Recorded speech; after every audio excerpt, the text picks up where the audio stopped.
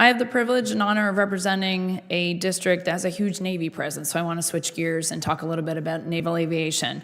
Although I am the daughter of a Green Beret who served in Vietnam, I had the privilege of serving for 10 years as a helicopter pilot. I'm married to a 20-year veteran who flew F-18s. I'm now a proud mom of a naval aviator and a son who graduated from VMI about 3 weeks ago. So big military family, and I represent a district where naval aviation, really the heart of East Coast naval aviation, is the East Coast Master Jet Base.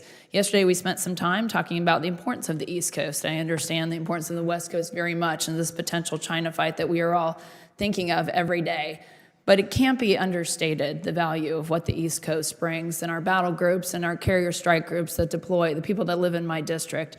So it's a little bit disheartening when I read about and think about the future of naval aviation when I hear from the Department of Defense that about $500 million that was appropriated for the next generation strike fighter in the form of FAXX is to be reallocated to the Air Force. And then when I read memos from this committee is unaware of any changes to the Navy's requirements justifying the procurement of FAXX and continues to support efforts to award the FAXX development and design contract to the Navy. So we're trying to piece together, and I asked the same question yesterday, and I echo the comments of my colleague from Virginia, Congressman Whitman, but that piece is very important. Right now, I house very aging F-18 squadrons. There's no prioritizing, no commitment from the Navy to give me even F-35 squadrons. I have 4 F-35 squadrons that the Marine Corps has on the East Coast. But you all know better than anybody that putting all your eggs in one basket is one of the worst strategies. I've got the West Coast, Naval Air Station Lemoore, West Coast Master Jet Base.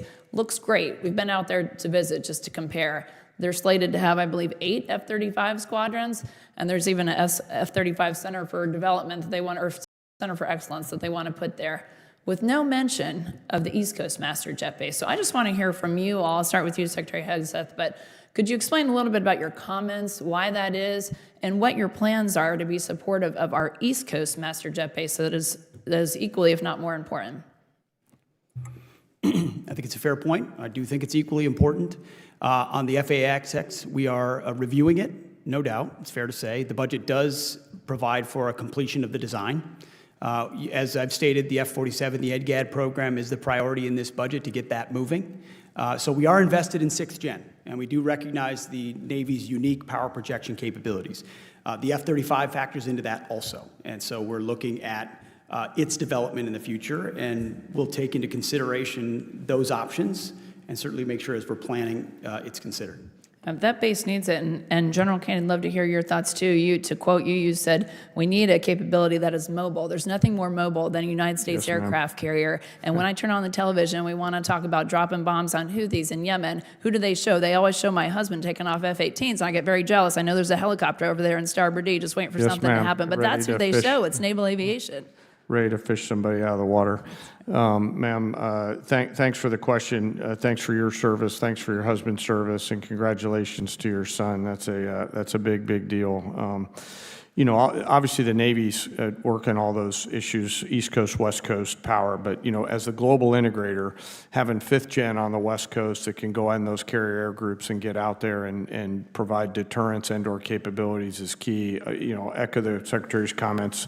I'll get with the Navy and take a look at their force array in terms of 5th gen and moving forward. And of course, the FAXX timing is a policy decision, so defer to my leadership. Thank you. Well, I also I know that you all are aware of our work we did from this Congress, last Congress, with the quality of life initiatives and for the infrastructure needs at our bases. But that base is hurting. And again, that is our East Coast Master Jet Base. And we all know money follows the new toys sometimes. So please think of that and please prioritize, at least give us a commitment that that is coming our way.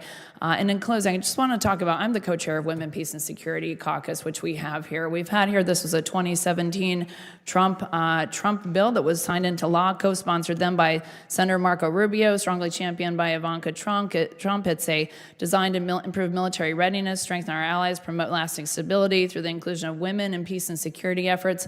Just please be mindful of that. It's a cheap $3 million in fiscal year 24, but having been in a lot of meetings with a lot of our allied partners, it's a cheap form of just maintaining those relationships and really giving a role to the roles that women want to play. I mean, it's an important role for us. I will say this. I will say that we are watching. Women are watching. And as a person who was commissioned in 1993, which was the first year that women could fly in combat, it was an important piece in my decision to serve. So I just would love to hear your thoughts about the future of women, peace, and security. Ma'am, my issue is not what women, peace, and security was, it's what it became under the Biden administration. So our review showed that what it became, which is far more ideologically focused, was not what it should be. And so our decision there was driven by removing that aspect. I don't disagree and happy to be a part of the solution to fix that. And my time has expired. And